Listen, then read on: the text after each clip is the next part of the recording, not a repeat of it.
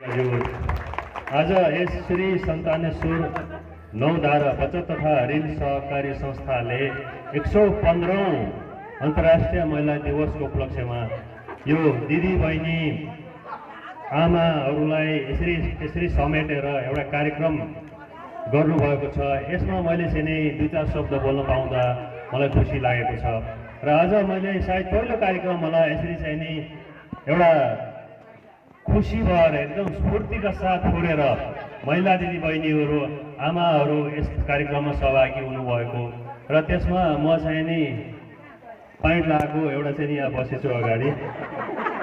तर म के भन्छु भन्दाखेरि छोरा जसरी चाहिँ नि जुन तारा भनिन्छ, घाम पानी भनिन्छ, माटो ढुङ्गा भनिन्छ, त्यस्तै नै नारी पुरुष पनि सँगसँगै दुवैको आवश्यकता त्यति नै हुन्छ। कहाँनिर बढी हुन्छ त्यति मात्रै फरक हो। अब यसरी